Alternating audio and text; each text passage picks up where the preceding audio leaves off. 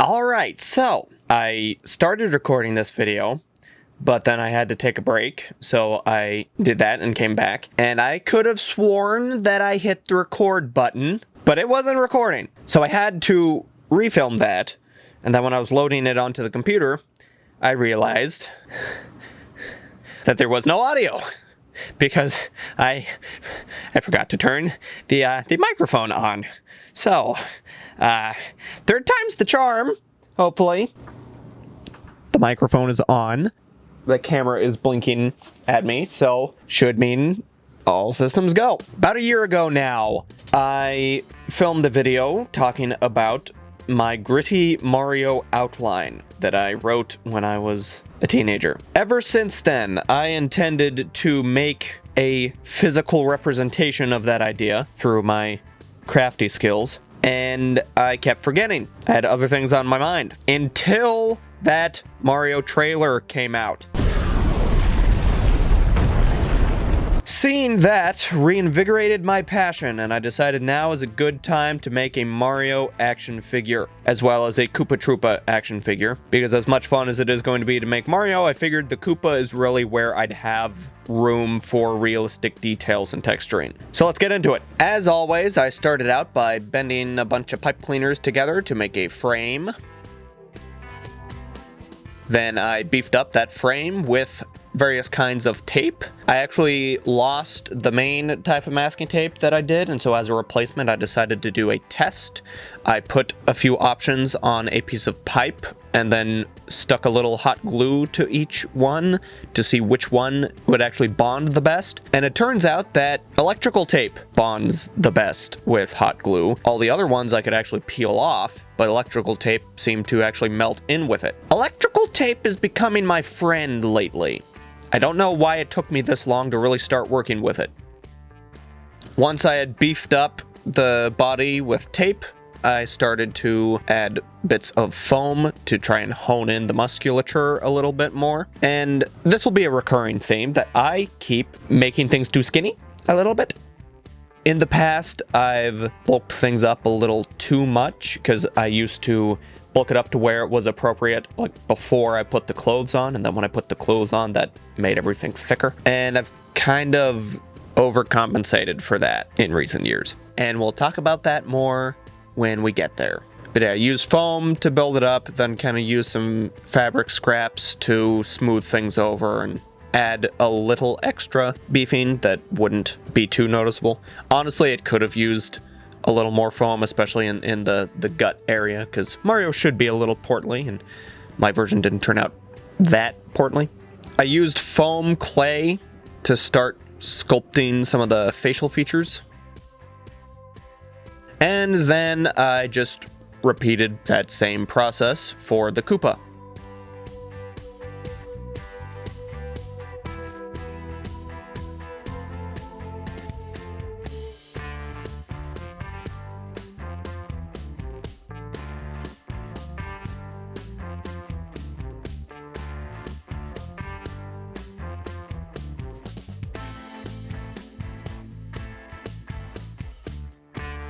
I had this crazy idea once.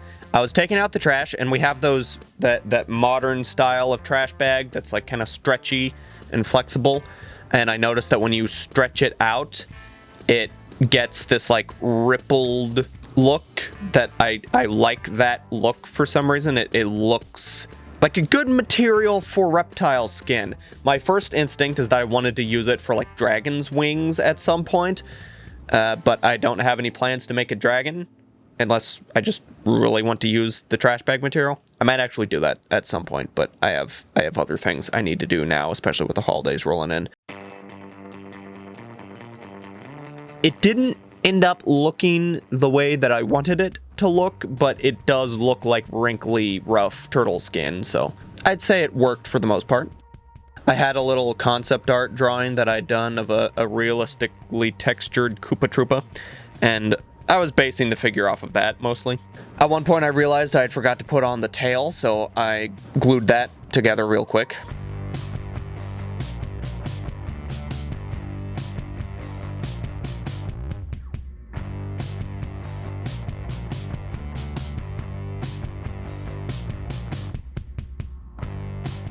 And the Koopa Troopa had the same problem as Mario, where I didn't quite bulk him up enough in the middle. I kept adding layers to his shell, and I got it to a point where I liked it, but his limbs did come across a little longer than what they were originally supposed to be.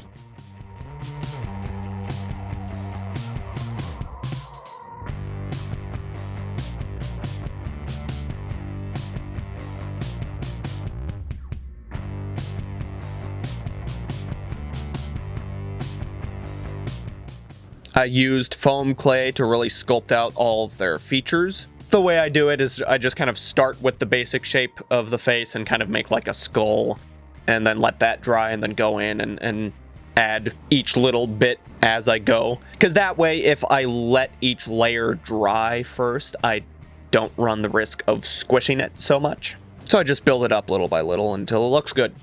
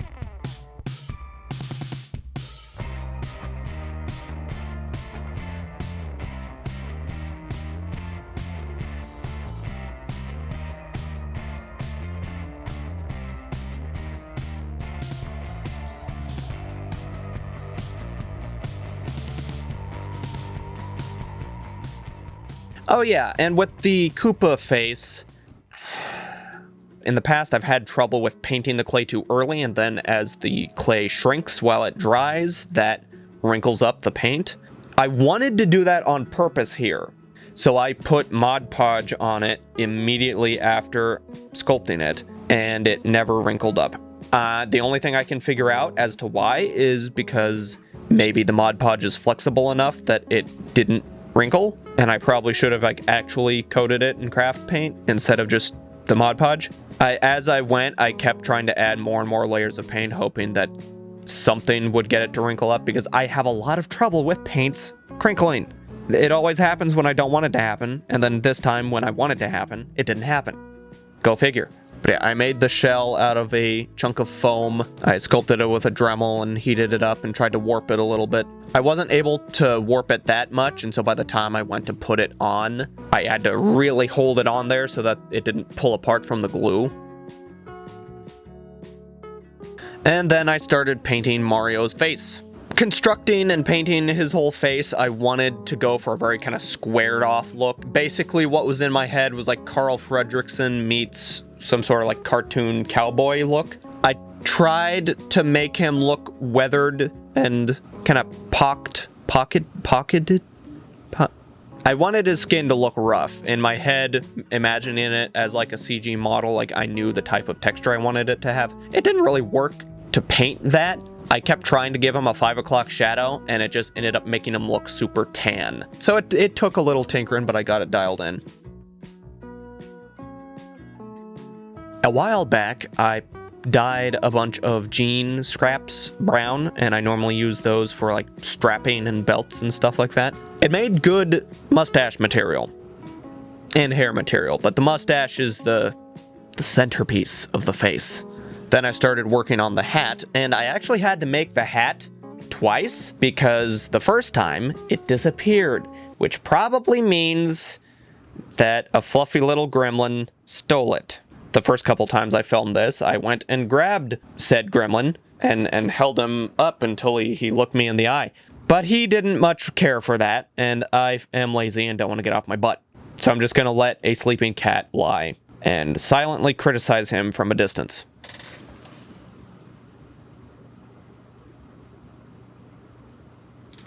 But yeah, I used foam to kind of make a frame for the hat, and then I covered it all in clay. And I made sure to beef up the clay enough that I could sand it down afterwards and really hone in the shape.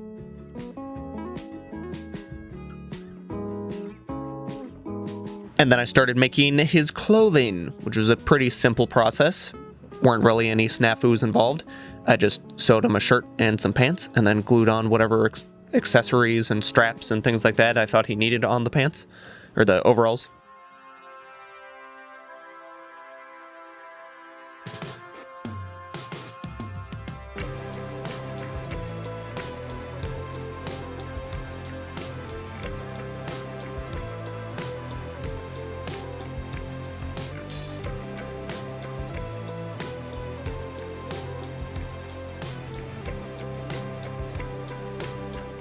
The main little quirk, I suppose you could say, is that I wanted to use this particular jean fabric because it was thin and stretchy, but it's also a very light blue, and most of the time Mario has a darker blue. So when it was all said and done, and the pant legs were pretty wrinkly, I ended up going in with a watered down darker blue paint and tried to darken all of the wrinkles. That way it just looks faded a little bit, which I thought was a nice touch because I wanted them to look worked in. Though I guess, I mean, there's other things I could have done if I wanted to make them look worked in, considering Mario is a plumber, but we don't need to go that great. Oh yeah, and as we were going, I kept burning all of the clothes on his right hand for purposes.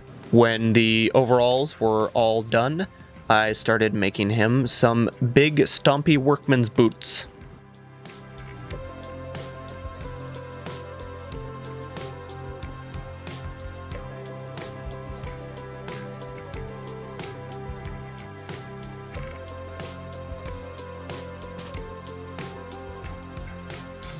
And about that time, I realized that his legs were way too long. Like I keep saying, I used to make my figures a little too chunky, and I've overcompensated over the years, and now it seems like their legs always end up way too long and skinny. I figured out one reason why it looks off. It's not just that the legs are too long, it's that the bottom half of the legs are too long. Because in the human anatomy, the thigh bone, the femur, is the longest bone in the body. Originally, the way I made my Mario figure, his shins are longer than his femur. And part of that is because of the boots. I built up the boots and I gave him kneecaps, and so that kind of stretched out the bottom of his leg a little too much, and it looked unnatural. It made me think of like on Muppet projects when they'll sometimes have people in suits because they need like the Muppets like walking or skating or something like that.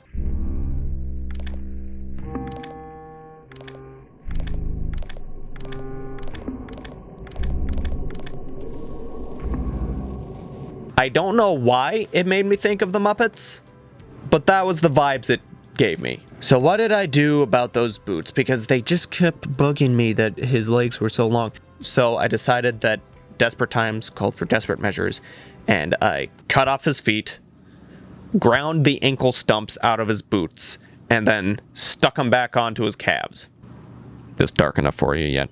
I'd say it was worth all the pain and suffering I put poor Mario through, because his feet look much better now. His legs are a much more appropriate length. I had to grind out the hat a little bit to make it fit his head. He does have a very flat head. I probably could have sculpted that to be a little more realistic, and then his hat would have fit on better, because I put a lot of hot glue in the hat and it still barely stuck to his head. Am I saying Mario is an airhead? Then it was time to start working on the Koopa shell. The Koopa shell. So my original plan was to put on these spikes and let them dry, because I thought that way like I can put on the top layer of the shell, and then those spikes will always be poking through even as I cut out the shape of the turtle shell. But I was not very happy with how I cut out the panel of the shell. It didn't look right. It looked like someone cut out a very poor turtle shell pattern. I don't know. I wasn't, yeah. I don't really know what went wrong. It just didn't look right. So I kind of changed my plan and started rolling out little clay beads and then squishing them to little clay circles and then squishing them onto the spike area. And then I rolled smaller clay beads, squished them into smaller circles, and then squished them on top of the first beads. And that created a segmented, layered look, kind of like a tree stump. And I thought that looked pretty good. Then I painted and weathered Mario's hat. I put on his work gloves and burnt the right one to a crisp. I put on the final trim around the Koopa shell. Then I started to put on some of the finalized paintings, such as Mario's eyes or the white patch on his hat.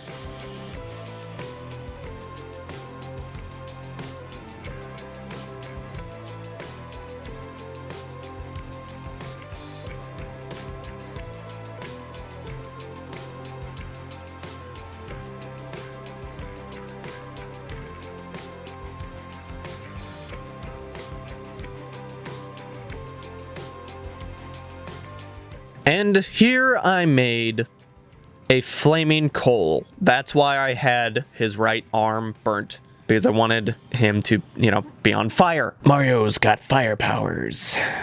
He's gonna throw his flaming coals at some Koopas.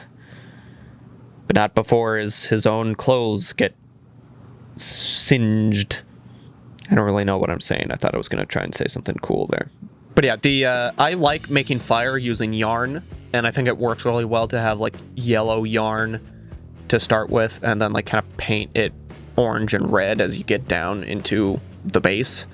Because it really ended up looking like fire. But I think it looks pretty cool. I sprayed the Koopa with some Plastidip to try and seal the trash bag material with something semi-flexible.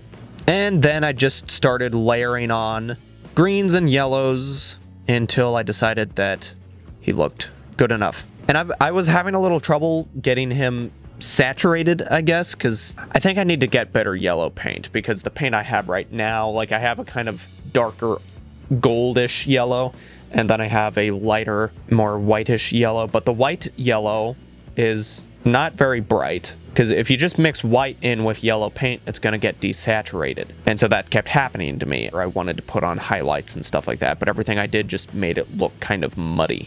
So eventually I ended up just using spray paint, because I have pretty saturated spray paint, but it's just... You can't get good details with spray paint unless you mask it off, and these things are so small, masking doesn't always work. But I was able to figure it out. At one point I just had a disposable cup with a little bit of water in the bottom, and I sprayed a bunch of yellow spray paint into the cup and then used that to try and bring back some saturation. But I will be buying more saturated paint for the future. Oh yeah, I forgot to say that. I am planning on making a Bowser at some point. I don't know when, because with the holidays and everything, I'm going to be pretty busy. But I do want to craft my perfect, gritty, realistic Bowser.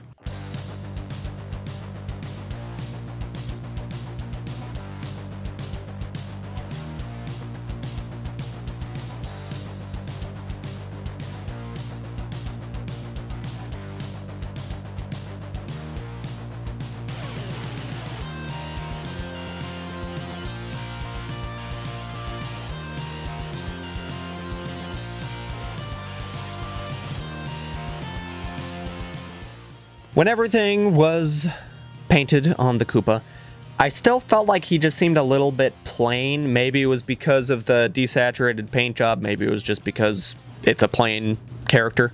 But I decided to spruce him up a little bit. So I gave him a couple pieces of armor and some hand wraps and stuff like that.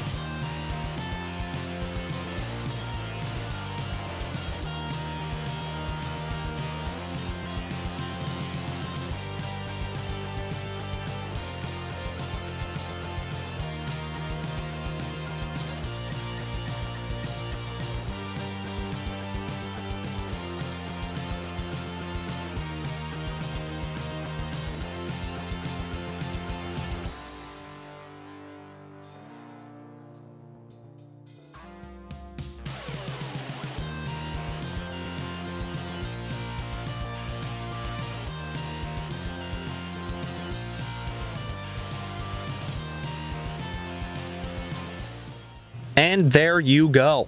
That's my Mario right there. Thank you for watching. Subscribe if you like this sort of thing. And have a nice day.